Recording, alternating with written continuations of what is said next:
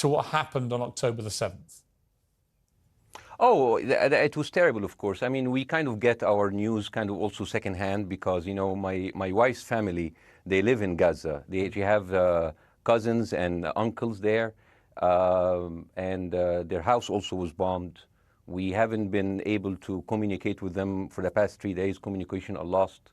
So we don't know actually what is the, how are they doing, but, you know, we're used to that. I mean, it's just like, it's very repetitive. We're used to that. We're used to them being bombed every time and moving from one place to the other.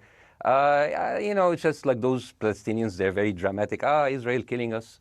But they never die. I mean, they always come back. You know, they're very difficult to kill, very difficult people to kill. I know because I'm married to one. I tried many times, couldn't kill her.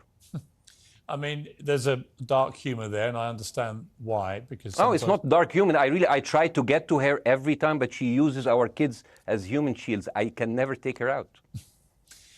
Again, I understand the humor, but to be serious, Bassem, about this, tonight there is... I will be serious. Now, I will be serious. I was watching your interview with Ben Shapiro, and I'll tell you one thing. Yeah. I think that Ben Shapiro is one of the smartest people who ever walked this earth. He's very, very smart. I follow him, and I believe everything he said. And when he came on your show, his solution was, and I quote, his solution was that the solution for this is for Israel to annex Gaza and to kill as many son of bitches as possible to make sure that this will never happen again. And anyone who called for a ceasefire will be a terrorist sympathizer. So God forbid, I don't want to be labeled as a terrorist sympathizer. So I agree with Ben Shapiro. I think we should kill as many son of bitches as possible. Well, let me, so okay, far, but Bassem, so far 3,500 people were killed, including 5,000 son of bitches in the bombing of the Baptist hospital as we speak right now. 1/3 of those 3,500 were children. So my question to Ben Shapiro is, how many more son of bitches do we need to kill so Ben Shapiro is happy? Okay, because it changes Bassem, from 1 year. It changes from one. I'm sorry that. Listen, I'm really at a disadvantage here. I'm looking at a camera. I don't see you. I can hear you on my ears. The reason I'm interrupting is I think you might be. I think you're conflating different interviews with Ben Shapiro. He didn't use the phrase "sons of bitches" with me. Let me play to you what he actually said on my show. He did. Go back to your interview. No, he didn't. That was another interview. But let me play what he said to me here. Well, frankly, I don't believe in proportionate response to terrorism. I believe that the way that you stop terrorism is with wildly disproportionate response. That doesn't mean in terms of targeting civilians. It means in terms of killing as many terrorists as humanly possible and allowing them to dictate the terms of engagement by hiding behind civilians in areas that they are supposedly responsible for means that the only option for Israel is to surrender to Hamas's hatred of its own citizens, its willingness to use its own children as human shields. No country worth its salt could ever do that. Now, that is substantively different to what you said he said, right? He's talking there specifically about Hamas terrorists. I agree with him. The thing is, the question is, what is a proportionate response? Because it has been different from one tier to another. So if you look to this graph, for example, this is the death of Israeli and Palestinians, and it's changing from 1 year to year. It's like fluctuating like crypto. So my question is today, what is the going rate today for human lives? I mean, 2014 was a great year for Ben Shapiro. 88 Israelis were died, and there was 2,329 Palestinians killed on the other side.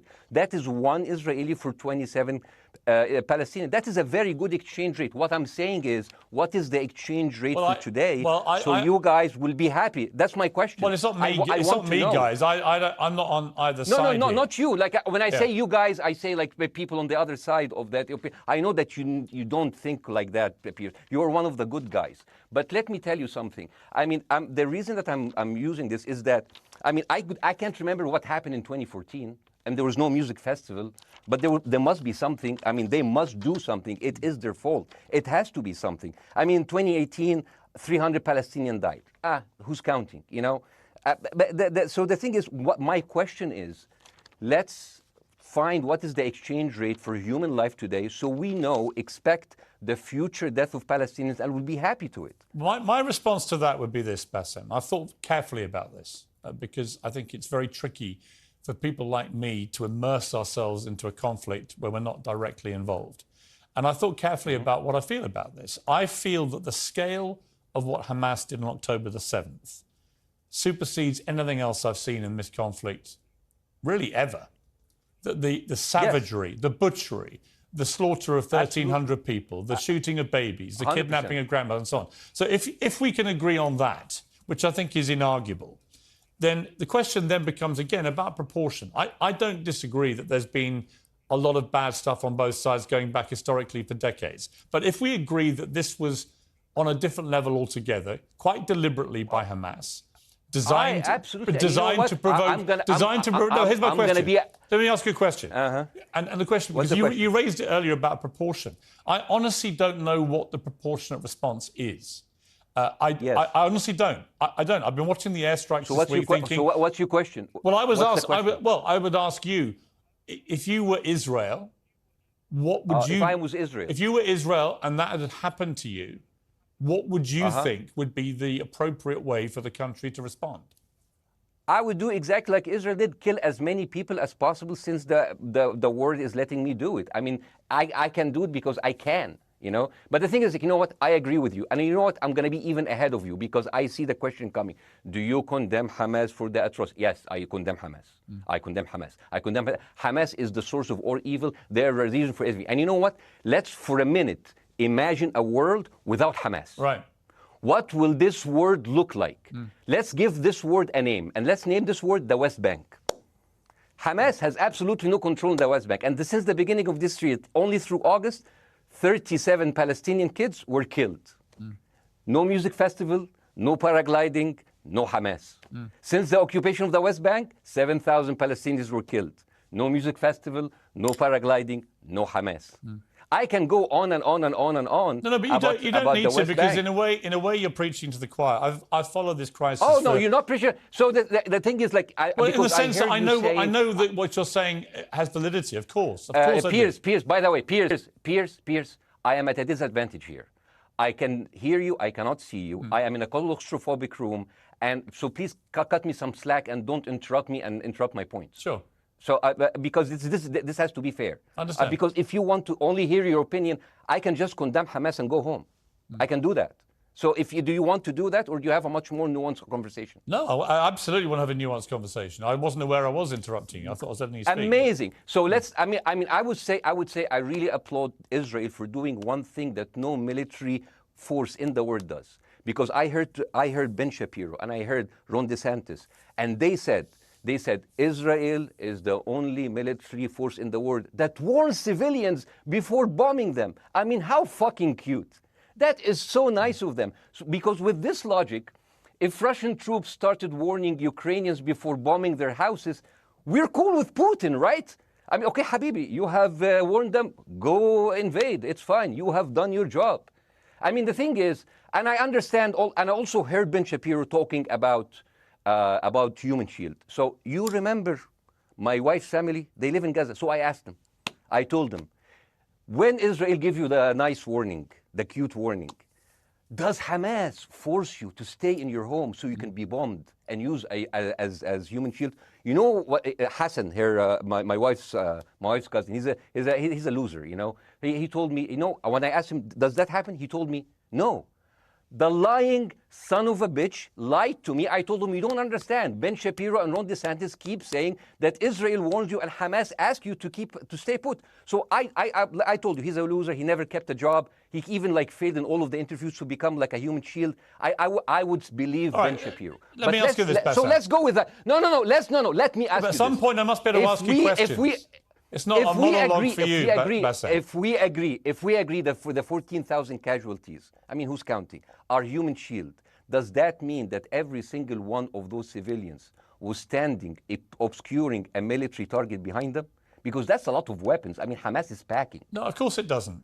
And look, it doesn't. So there's some collateral damage. Lots of collateral damage. Yes. It's fine, yeah. You kill some to save some and then kill some more. Yeah, I agree. Yeah. Well, let me ask you this. Again, it comes back to proportionate response. When the world decided it had to get rid of ISIS because of the appalling butchery they were carrying out, it did so by also killing, very sadly, a lot of civilians along the way by doing airstrikes against places which killing civilians are inevitable. You said that in the beginning. My point is, it's inevitable. Yeah, but once Israel has decided that they want to get rid of Hamas, and Hamas is embedded with civilian population, I'm very concerned about what's going to happen next. I've written a column tonight saying, I remember the Iraq war, which I opposed, right? I remember all this. So my question for you is, what would you think would be an appropriate response by Israel to what happened? Well, these are years of disproportionate responses of Israel. Right. Did it solve the solution? Did it solve the problem? Did it work before, so it will work? What will be the surprise this time? What will be the twist that will make this work this time? What will be different this time? Seriously, I mean, like, this is only the last 15 years. I mean, because it's too many papers. I just got this. But how will this be different? And the thing is, I am so glad in the introduction that you mentioned the Iraq war. I applaud you, Piers, for saying that, because you were honest about it. You said that spreading lies like WMDs made people look at those people as less of humans, and they would accept the death of 1 million Iraqi, whether by sanctions or by invasion, right? You are a good man. This is amazing. And you know what is similar? Is when you spread the lies of 40 decapitated babies, although it was refuted. So what happens when people hear that, killing babies is horrible. But when you say decapitated 40 babies, you are planting a certain image with a certain trigger in people's mind. Who has said that? Who has said 40? Who has said that? Who has said 40 decapitated? Who has said that? You have repeated. No, I haven't. What? I've never said that. You haven't said on your show 40 decapitated babies? Never. Ben Shapiro didn't say it? No. Ron DeSantis didn't say Nobody it? has said it. Okay, no, nobody said it? No. Oh, okay, maybe I am wrong. Decapitated. Here's you're wrong. I've never said that. The thing, what happened, no, you're wrong. But the thing is, when Iraq, the same thing is happening in Iraq. Ben Shapiro once tweeted, not even about Gaza, about the West Bank, when Israel continued to build the illegal settlement. He said, 2017, Israel likes to build things, and Arabs, not Palestine, not Hamas, Arabs like to bomb crap and live in open sewage. Yeah, I thought that was very the Israeli defense minister, he said, those are human animals. And the thing is, Ben Shapiro should know better, because, long before the Holocaust, before Jewish people were thrown in the gas chambers, the Nazi propaganda called them rats.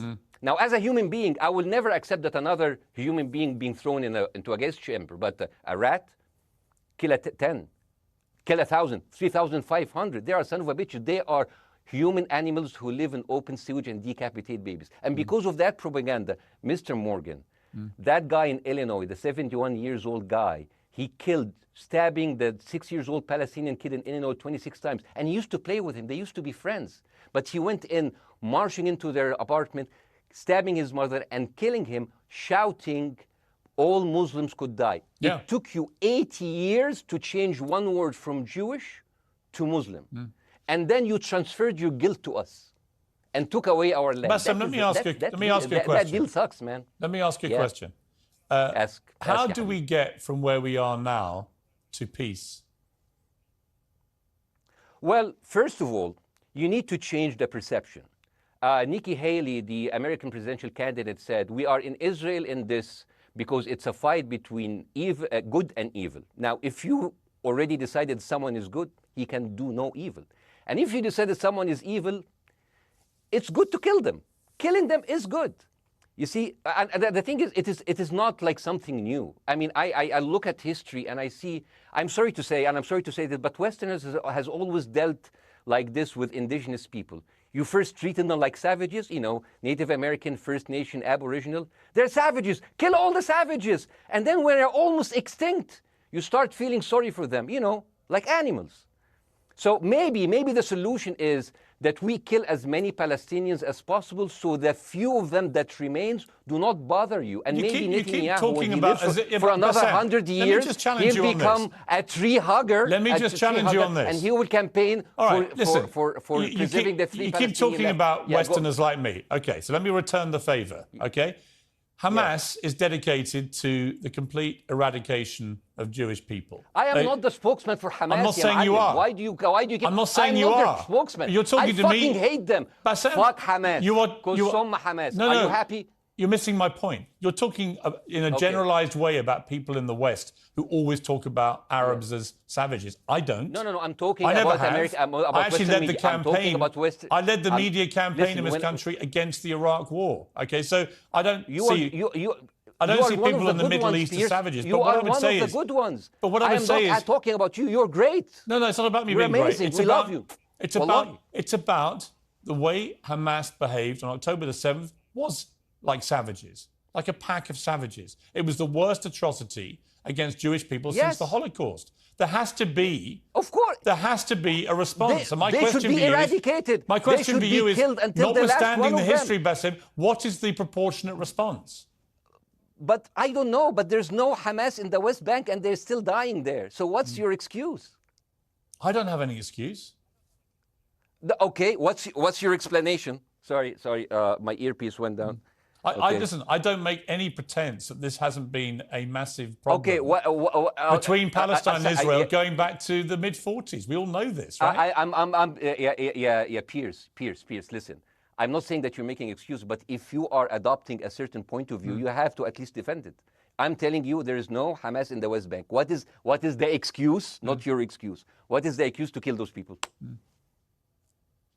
Well, listen, this question of proportionality is one that... No, answer my question. I've been answering your question. You answer mine. It's actually not my job to answer your questions. It's not. Okay, not your job. Not. I agree with you. I'm more interested in you, who has family in Gaza, who's an Egyptian in the Middle East, right? I'm more interested in what you have to say. Okay, I'm telling you. I think Hamas is the problem, okay? Right. Now, let's say Hamas is removed. Let's Hamas. I'm agreeing with everything. You want me to condemn Hamas? I will condemn Hamas, Hummus, Hassan, everyone. Guys, so wait. I can't hear you. The earpiece. Damn. Okay. Oops. Okay. Yeah. Okay. I do need help. I think. Okay. Just go back. Is he there? You go back. Can you hear me? Okay, go. Thank you, guys. Can you hear Baasim? Yeah, now I can hear you. Okay. So here's the thing. Can you hear? Okay. Yeah. So let's say, for example, Hamas ceased to exist. Okay? Do you hear me? Yes. Yeah? Hamas ceased to exist today. Now, right now, in Palestine, in West Bank and Gaza, 20% of Palestinians go through Israeli prison system, whether imprisonment, whether interrogation, whether torture. And the rest of them, they live a life of daily loss of land, of homes, of life, and they are suffocated by this. So let me ask you something. If you are a Palestinian living into these conditions for decades, would you sympathize with your oppressor, or sympathize with the people who claim they resist them even if they are terrorists? I have made no secret that I think the conditions Palestinians have had to exist under are completely unacceptable. I've said that for years. So the question then becomes, how do you forge peace between two warring parts of that region who for decades have approached peace, in my view, with mutual sledgehammers, with no actual desire to have peace? And I think it comes down in the end to great leadership. And I don't think there's great leadership. I don't think, well, hang on, let me make my point. I don't think there's great leadership on either side. Where is the Nelson Mandela figure here to come through all this hatred on both sides? Nelson Mandela? Yeah, where is that figure? Nelson Mandela actually have criticized Israel for being a horrible state. All of the South African activists have actually supported Israel. My point is about how he responded to a country that was so divided. Is a template for how you get to peace, isn't it? I haven't met Nelson Mandela, so I wouldn't know. But like there's a point. There's a very important point here. You know, I want to understand what is the logic of Israel carpet bombing Gaza. I mean, if there's a logic, if this will make Israel safe, I want to hear the logic. So if they continue bombing, what are they hoping to achieve? Well, I think we know what their stated aim is. Their stated aim is to eradicate and wipe out Hamas. They believe Hamas are living predominantly in northern Gaza. They also are aware they're living amongst civilians. So it's an incredibly difficult thing. As I said in my monologue, you know, it is very, very difficult to see how they do this without massive collateral damage. So if I can understand this correctly, basically Israel is doing this to pressure the Palestinian community in Gaza to turn against Hamas. Is that right? I'm sure that's part of it, yes. That's part of it. So this is exactly what terrorist organizations do, because terrorist organizations will have no chance beating a whole nation in battle. So they terrorize and they kill the civilians in order to spread fear and terror so they can turn against their government to change their policy or to resign. You have just compared Israel with ISIS. No, I haven't. I don't see any comparison between It's Israel going to be and the ISIS. headlines tomorrow. Piers Morgan, no, Israel is ISIS. Only amongst people who weren't listening. The comparison, Of which course. is more apposite, is ISIS and Hamas. They are both nihilistic Yes, terror groups absolutely. intent on killing as many Jewish people and others as they can possibly kill. And you know can't, what? I'm you gonna can't, do you so- can't get I'm gonna peace with do- people like that. Absolutely. You know what? I'm going to do something that nobody done on your television. You know what I'm going to do on your episode? I'm going to pretend that I'm an Israeli citizen. I'm going to put myself in the place of an Israeli settler in the kibbutz. And I want to speak to my Prime Minister, Benjamin Netanyahu. Mr. Benjamin Netanyahu, I have voted for you because you have promised us peace and prosperity and security. On the 7th of October, those son of bitches Hamas, they went into the fence that is regularly heavily guarded. Usually if there's like a dove that comes close to it, it will be shot. Those people went in and they went for 6 hours before IDF forces was deployed, killing our friends, our families, kidnapping our grandmothers and babies, and went in. I want to ask you, Mr. Prime Minister, after you have fractured the Israeli community and you have fucked our courts, our Supreme Courts, what are you doing with the money being given to you, to the United States? Also, you are carpet bombing Gaza with absolutely no regard to our hostages, our people. I heard a rumor in the kibbutz that you're doing that you let that happen as an excuse to carpet bomb Gaza, so you push them into Sinai. And I didn't believe that. It's like, not my prime minister, he can never do that. And then I watched an interview for Danny Ayalon. He was your chief advisor. He was also the Israeli ambassador to the United States. And you know what he said, Mr. Prime Minister? He said that the solution for those Palestinians is to go into a vast land of Sinai and live into tent cities temporarily, temporarily, wink wink, until we build Gaza again, and then we invite you back. يعني عبط احنا بقى. يعني فاهمني؟ We've seen this movie before. So يعني, and when I saw this, I couldn't explain to my fellows in the kibbutz, how come our Israeli government is trading human lives for another piece of land? So as an Israeli citizen, I need to hold my Israeli government accountable. And as an American citizen, I want to know all of these money that we are giving to Israel. We're giving them $4 billion every year. Joe Biden said it's the best investment America ever done. Well, if I am in the place of Joe Biden, I would say, sorry, don't speak. I would say, if I was Joe Biden, I would go down and whisper in the ears of Netanyahu and tell them, I hate bad investments. They haunt me, like Littlefinger in Game of Thrones. But the thing is, this is the problem. Israel always victimizes itself, and I have never seen a victim putting their oppressor under siege and bombing them 24/7. Israel wants you to believe that they are the victim.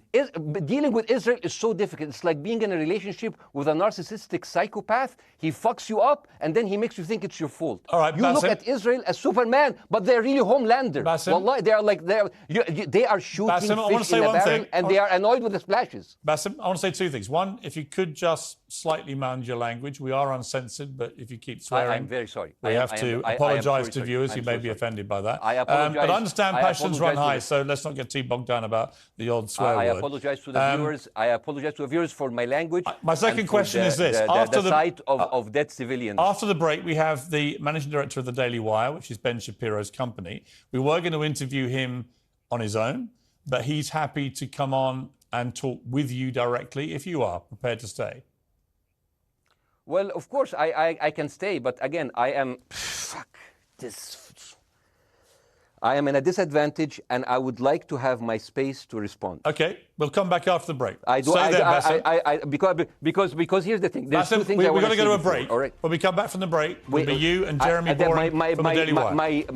I have news. We're taking a short break, Bassem. I'll be back. Hi, Jeremy. Please say hello to Ben Shapiro, and please tell him that I do think he is the smartest person to ever walk the earth. Thank you so much. So, as response to Jeremy, I agree with everything you said. I mean, what is disproportionate? I mean, he just used the examples from Second World War and America, showing that civilian casualty is, I mean, I heard his voice. He was very sad, and as he was telling us, it is so inevitable to kill so many civilians because it's something that we cannot avoid. I hear the sadness in his voice, and I know that it's a very difficult decision to kill all of these civilians because that's for a higher cause, and I understand. But my question, I have two questions. The question is, how can you justify the killing in the West Bank where Hamas does not exist? And if the disproportionate response during over all of these years have actually worked, what will be new this time that did not happen before? I just want to. That was my question. Okay, that Bassem, was my question. I'm gonna. Okay. So now, if I ask the question, can I say something on my side? Well, a little bit personal? No, Bassem, with respect, a little bit personal. Bassem, with respect, I gave you half the show to have your side. Jeremy's had a lot less time. I'm going to have to. You move want me on. to leave? Bassem, I'm going to have to let you go because we've been on air with you for 40 minutes. Okay. Now. Bye bye. Right? But listen, bye. I would like to talk to you again, and thank you for joining the program. I appreciate it. Oh, by the way, my wife's family is all right, and they sent us a house. It's bombed. It's beautiful. It's going to be a good like Halloween theme. So well, I'm very sorry for what your family are going through in Gaza, and I mean that very sincerely. By the way, I don't know. I don't know I don't know him. By the way, I haven't actually met them. They didn't even come to my wedding. They couldn't because they are stuck in Gaza. Okay. And she never saw them because, Gaza is not a destination. Bassem, as I say, we hear their voices, and it's they die. It's fine. It's fine. Bassem, I wish your family all the very best. Thank you for joining me. I appreciate it. I don't. Thank you.